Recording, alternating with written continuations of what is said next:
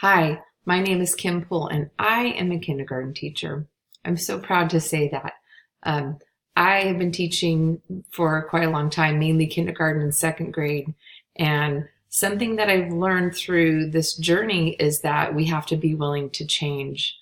Um, we do not have a lot of teachers that are trying things that are different, such as project-based learning. And that is the topic of my discussion. The title of this is Learning, the fun, hands-on, project-based learning. What does that mean?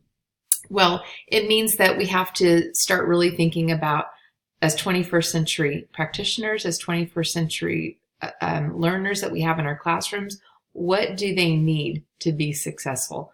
That's the bottom line. Are they going to get a job? Are they going to go to college? How are they going to exist in a world that has changed so dramatically over the years? So what does that mean? Well, in kindergarten, you would think, oh, there's hands-on learning. That's what they do in kindergarten. Well, let me tell you, our curriculum has become so compact, especially with Common Core.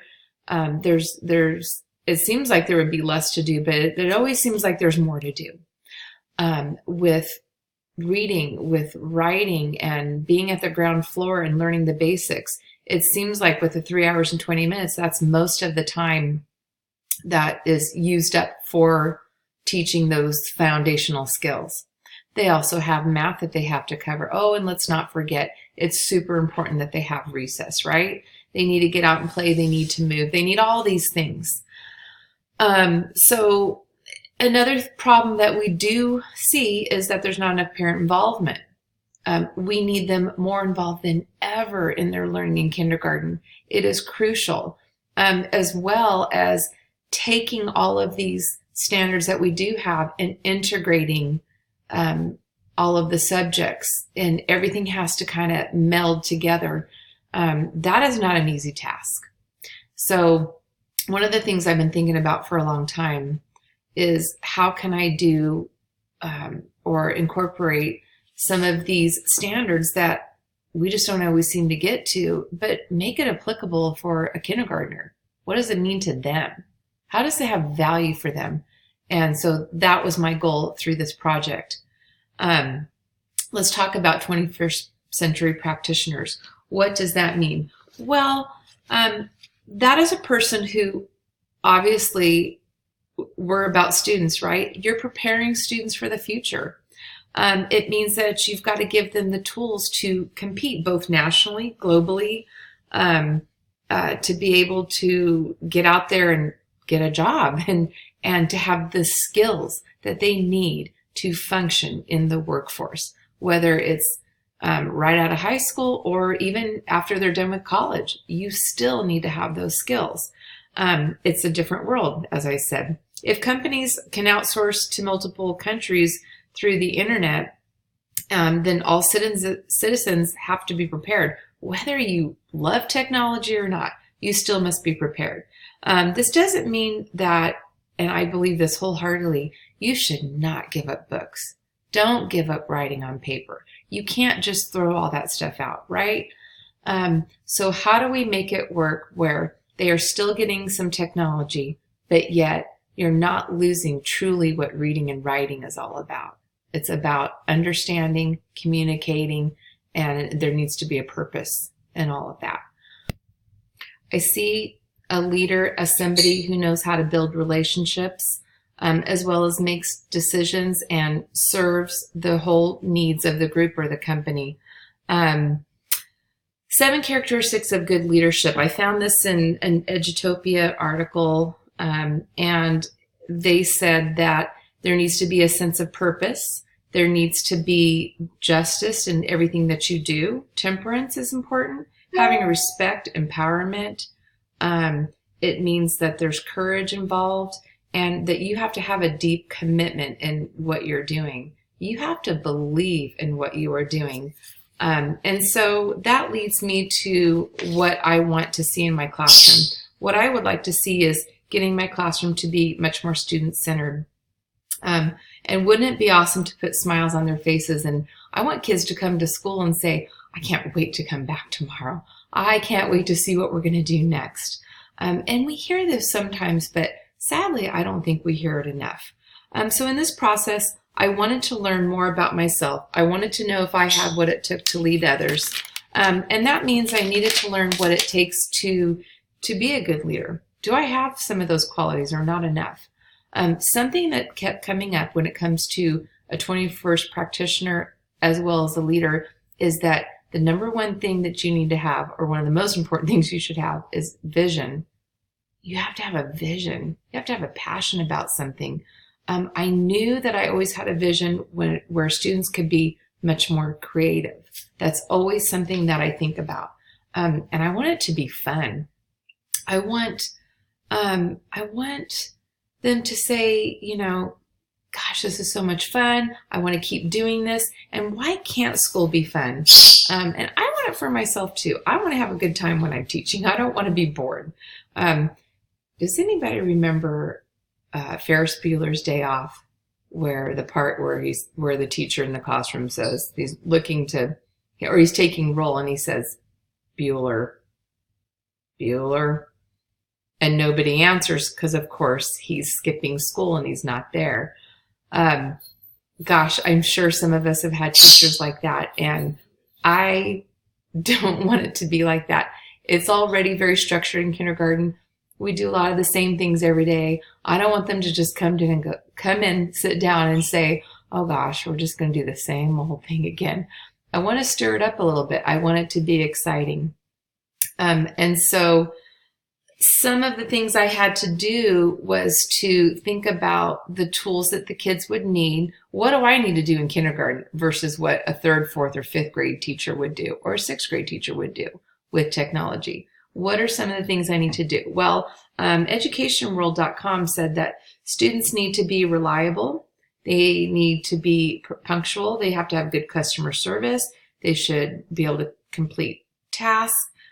So what does that look like for our students? What are some things that they need to be able to accomplish when they leave high school? They have to be, we've talked about this. We've said they have to be good on computers. And of course they have to have good cooperative learning. So for me, my job at the ground floor is I need to prepare them for some of these things, right?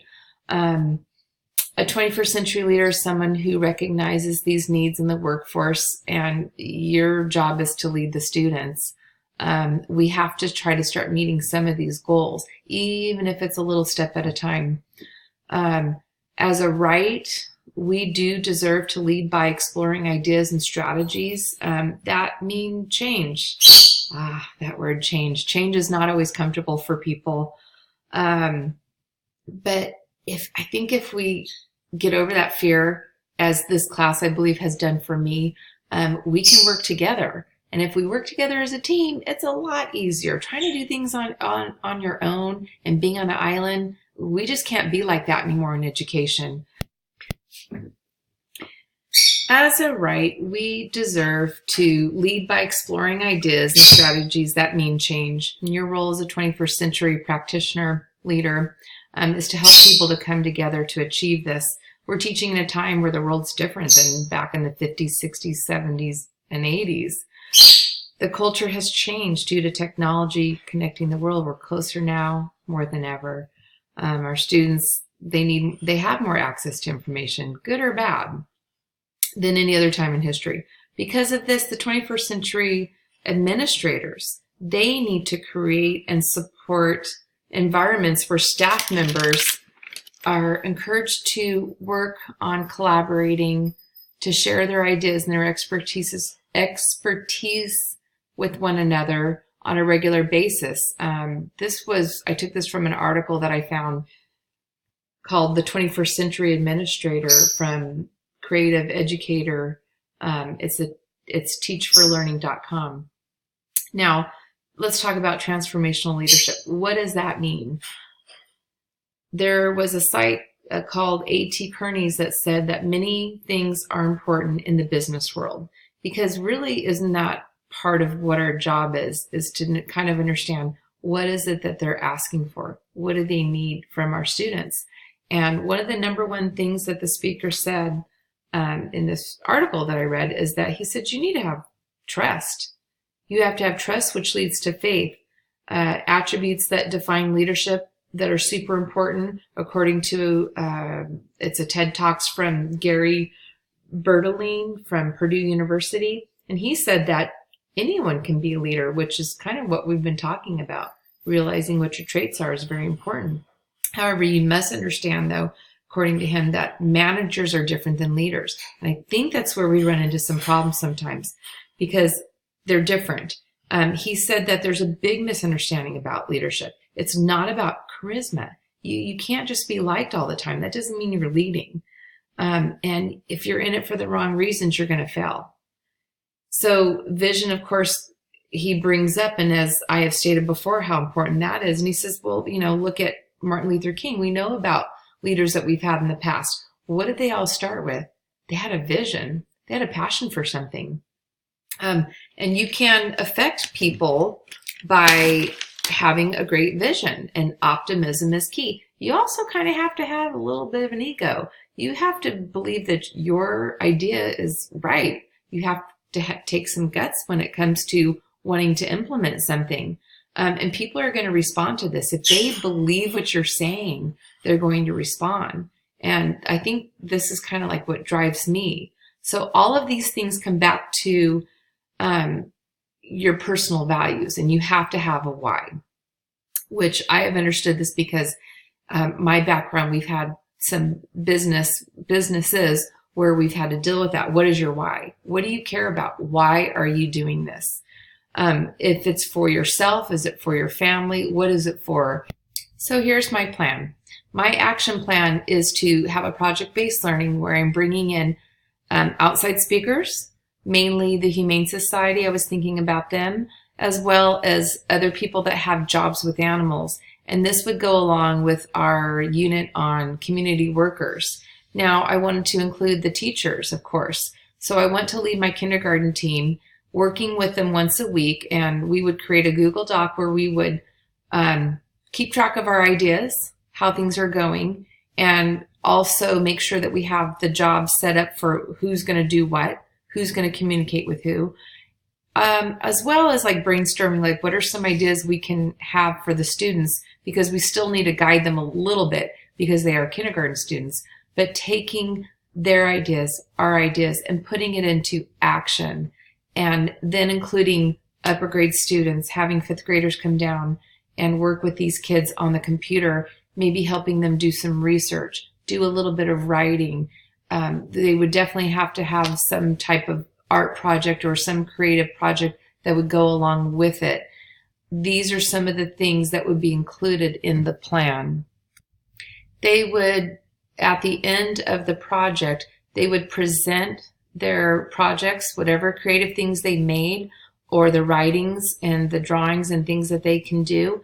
They would present it at a family night. We would invite, of course, the families in, the community in, maybe some of the presenters that came, administrators, other teachers. And the goal would be to show what the kids learned from all of this and how their language can improve, their speaking abilities, all of these, the research, all of these standards that are difficult sometimes to integrate throughout the day. And so they could present. My hope is that I'll get feedback from the families and from my administrator, as well as from other teachers, to see, was it a positive experience? Did their behaviors change? What did they learn? Do these kids think differently? Did their writing improve?